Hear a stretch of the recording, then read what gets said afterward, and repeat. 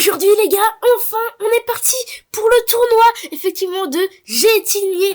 Enfin ça fait 3 jours que pour l'instant j'étais en train de refaire les parties effectivement parce que je n'ai pas noté les coups sur ce tournoi qui est à 12 minutes plus 3 secondes à chaque coup. Et du coup comment j'ai fait pour regarder la partie? Et en fait j'ai mis une mini caméra et je fais en fonction de ce que je vois. Et quand je vois par exemple que mon adversaire a bougé son cavalier, je regarde lequel et ensuite je bouge le cavalier sur le plateau. Des fois c'est un peu difficile, mais je réussis déjà à faire les 2 premières rondes. Donc je peux vous garantir que les 2 premières rondes vont être mises sur la chaîne.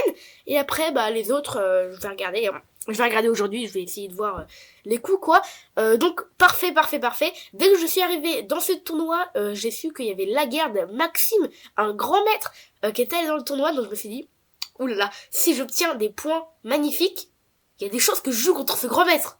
Impressionnant, grand maître, c'est la première fois déjà que j'ai vu un grand maître de mes propres yeux, je pense. Parce que, ouais, maître, ça va, mais grand maître, c'est quand même énorme ici.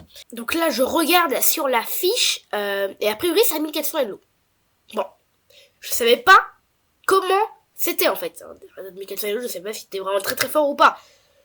Et dès que je m'assois à la table, il a peut-être 14 ans, je pense. 14 ans ou 13 ans. Mais il paraît déjà, dès la première seconde, pas très confiant. Oui, il est en train de se... on voit bien qu'il était pas... Alors, peut-être qu'il était assez confiant, mais je sais pas, en tout cas, je sentais qu'il était pas extrêmement confiant non plus. Des fois, ça se voit pas sur le visage, hein. Mais voilà ce que j'ai eu déjà la première impression. Et du coup, en fait, je me suis dit, peut-être, que c'est pas un niveau ouf, 1400 Elo. Et du coup, je m'assois, et ici, je joue de 4. Mon adversaire me joue au 5. Et je joue cavalier F3 en me disant, bon, je vais attaquer le pion. En fait, est-ce que 1400, ça équivaut à 1600 Elo sur Chesscom? Parce que si c'est à 1600 Elo sur Chesscom, normalement, je le bats. Donc là, cavalier F6, je joue fou C4. Et on va dans l'étal Z. Et là, il joue fou C5. Alors, fou C5, son idée, c'est de jouer... Alors, je pense pas que c'est faire l'idée du copier-coller, mais c'est de mettre le fou et d'attaquer le pion. Et le truc, c'est que quand après on développe, donc D3 et cavalier F6, il menace cavalier G4. Attaque 2 fois le pion. C'est une menace après tout. Et du coup, je me suis dit, bon, je joue fou G5. Je clôt son cavalier, et il a pas fou prend. Il a pas des dingueries, parce que des fois, il y a des dingueries avec fou prend, roi prend, et ensuite cavalier là, il récupère le fou, vous voyez. Mais là, je me suis dit, le fou est protégé. Du coup, c'est impossible qu'il y ait ce genre de dinguerie. Il joue ici H6. Je bouge mon fou et je me dis, bon, mon fou est encore protégé, hein, donc ça marche pas encore une fois. Petit roc. Et il joue D6.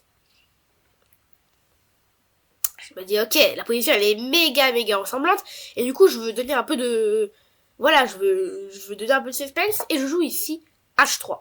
H3 déjà pour éviter le fou. Parce que je me dis, s'il y a fou G4, ça va encore plus se ressembler. Parce que fou G4, H3 et fou H5, ça va être méga ressemblant. Du coup, je voulais d'abord éviter fou G4. Et ensuite, je jouais C3. Bah ouais, C3. Peut-être que je me menace de pousser. Et mon cavalier, je vais le mettre en D2 ici. Et ils vont se protéger mutuellement. Et ça fait grand maître. Ça fait grand maître. Et c'est des bons coups, hein. Il joue fou E6. Et après, fou prend. Et tour prend. Je l'ai pas vu. Et là, vous me dites, qu'est-ce que t'as pas vu? En fait, ici, il y avait le coup D4. Attaque le fou. Et après, pion prend. Je fais pion prend. Attaque le fou. Donc, il y a pas... S'il fait cavalier prend, enfin, à un moment, tu vois, ça se... Tac. Je finis par gagner une pièce. Du coup, ici, normalement, le fou, il doit s'en aller. Et après, fou B6. Joue D5. Attaque double. Et ça, je l'ai pas vu. Et ça, je peux vous dire que c'est d'un niveau très bas. Hein. Enfin, même un Milelo, normalement, il le voit, ça. Mais à la place, je joue à 4. Parce que je suis absorbée par mon idée de jouer ici au prochain coup. Donc, imaginons qu'il fait un coup au hasard. B4, attaque le fou. Et après, fou là. A5, et pareil, je vais attaquer le fou et je vais le prendre au prochain coup. Donc lui, ce qu'il s'est dit, c'est que je menaçais B4 puis A5. Et il a vu. Il a joué A5. Et là, par contre, au bout de la deuxième fois, quand je me suis dit, bon, là c'est fermé, là il n'y a rien à faire, du coup j'ai regardé le milieu, Je me suis dit, punaise, là il y a un truc. Et j'ai balancé ici D4 après 20 secondes de réflexion. Parce qu'en fait, avant de jouer un coup qui me paraît très logique, bah je vérifie quand même. Je vérifie quand même si c'est une gaffe. Donc pion prend, il bouge, s'en fout. Et si je balance D5, attaque la tour et attaque le cavalier. Et si ça s'appelle une attaque double. Et en fait, là, du coup, lui, il a pris le pion. Il s'est dit, mince, du coup, il a pris le pion. Après, donc, le coup de tour prend. Je fais pion prend, logique. Il fait pion prend. Et je joue ici dame C2. Dame C2, attaque la tour et attaque le pion. Et vous me dites, ouais, mais la tour, mais elle est protégée, la tour. Ouais. Mais je me laisse quand même fou prend. Et après, dame prend. Dame prend. Et ça, je gagne une tour. Ou même, je me laisse dame prend, et après cavalier prend, fou prend, et je quand même gagner du matériel.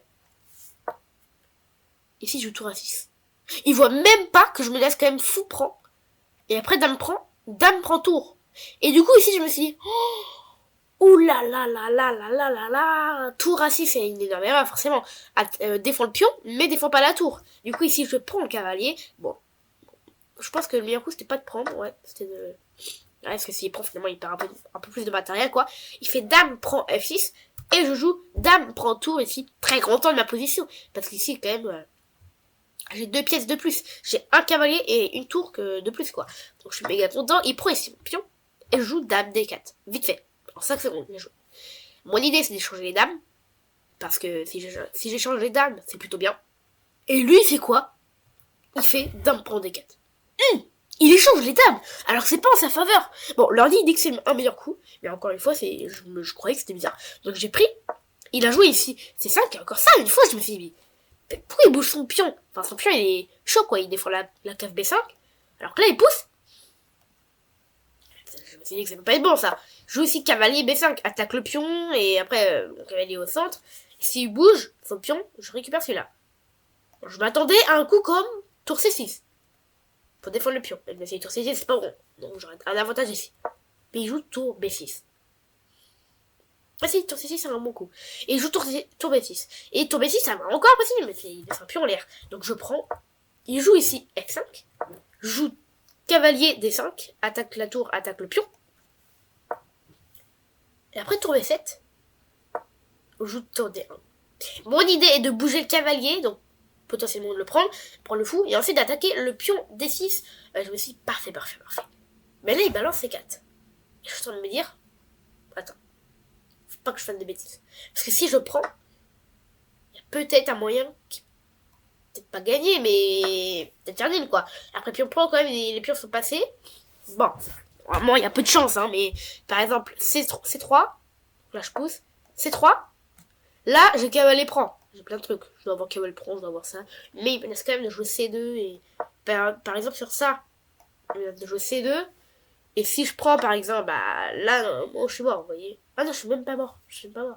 Sur pion prend dame, ah ouais, je suis même pas mort. Parce que je voulais faire dame imparable. Mais voilà quoi. Je voulais pas me compliquer les choses. Et ici, je me suis dit, après la poussée C4, je me suis dit que j'allais jouer cavalier C3. Pour tout bloquer.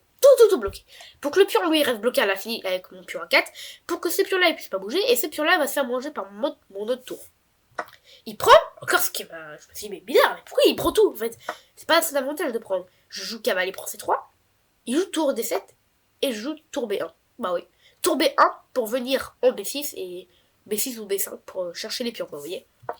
Et bouche en roi. Donc là, à sa place, j'aurais déjà abandonné.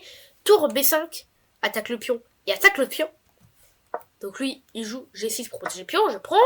Il joue tour E7, je prends. Et je me dis, mais pourquoi il abandonne pas en fait? Parce que là, sur internet, encore, tu peux te dire qu'il peut avoir tout et n'importe quoi. Tu peux te dire sur internet que le mec, il va jouer, il va faire, je sais pas moi. Sur internet, tu peux te dire qu'il y a son frère qui va peut-être. Mais il faut vraiment que son frère joue vraiment mal. Tac, tac, tac, tac, tac, tac, tac. Que dans un monde, tu joues tour 1 échec et mat. Mais dans un tournoi, c'est impossible que quelqu'un le dérange. C'est impossible. C'est impossible que quelqu'un la touche, etc., etc. Donc pourquoi ici, il abandonnait pas? Parce que quand même, il avait une tour et un cavalier de moins, quoi. Et je me suis dit, peut-être, parce qu'il me considérait comme faible. Enfin, peut-être pas faible, mais 999 Elo, c'est... Parce que oui, j'étais pas classé encore à ce moment-là. Du coup, 999 Elo, bah peut-être qu'il s'est dit que tout peut se passer. Tour E7, il joue tour D5 en me disant que j'allais juste prendre sa tour. Il joue roi G7. Et après, ici, tour D7, tour prend. Il joue roi F6. Et il abandonne toujours pas. Et ça, par contre, ça, s'il abandonne pas à ce coup-là, enfin, genre, c'est incroyable. Bah, même un 300 Elo ici, il peut gagner normalement. Enfin, ouais, et puis il bouge jusqu'à dame et c'est fini, quoi. Moi, je joue tour C7 en me disant que je vais prendre le pion au prochain coup. Et joue roi E6. Je prends. Bim. Roi E5 et je monte mon pion. Et là, bah, là, je le monte au fond. Et là, je prends ma dame. Enfin, je prends la dame qui l'a mangée, donc il l'a mis de son côté. Et bim, je joue fais dame. Dame A8, échec. Non, il n'y a pas d'échec. Pas d'échec, mais je fais quand même une dame. Il abandonne toujours pas. Et joue roi D7. Et là, je me dis roi D7. Bim. Dame C8, échec. Dame C8, échec. Et là, bim, on continue comme ça, on fait des échecs. Jusqu'à ce qu'ils viennent en F3, en F4. Et ici, je joue Dame E3, échec et mat. Donc, j'ai gagné la première ronde du tournoi de Gétigné. Ok, c'était ultra méga facile. Enfin, c'était peut-être pas ultra méga facile, mais c'est en vrai pas très dur non plus. Donc, je savais que quand même l'écart du niveau était assez grand. Et je me suis dit que c'était peut-être un 1600, peut-être sur comme 1600, 1700. Et je me suis dit, ok, parfait. Et du coup, je me suis dit tout simplement 1 point sur 1. Je me suis dit, putain, que je joue contre le grand maître maintenant. Parce que vu que j'ai 1 point sur 1. Mais quand j'ai vu tout le monde qui avait gagné, je me suis dit, ah, je risque pas. Ouais, il y avait plus de. Bah, la moitié, forcément, hein, qui avait gagné. La moitié contre la moitié, quoi. Je suis trop contente d'avoir gagné la première ronde du tournoi de Gétigné. Je me suis dit que le deuxième allait peut-être. Peut-être me battre. Mais je me suis dit que si le niveau est aussi facile ici, dans la deuxième, un petit peu plus dur, mais je pense que je le mettrai quand même. C'était ça, ma théorie. Mais, vous allez voir la réponse demain, dans la ronde 2 du tournoi de Gétigné. Donc voilà. Dans le bilan de la partie, tac, petit bilan de la partie, tac. J'ai fait un 92 de précision, lui un 82, et je joue quand même 2450, et lui un 1700. Donc je suis quand même content de cette petite, entre guillemets, performance. Et bref, en tout cas, j'espère que vous avez adoré regarder cette petite vidéo. Si vous voulez me soutenir, n'hésitez pas à cliquer sur le lien en description de mon club, hein, pour aller sur mon club sur Chesscom qui s'appelle Les 5.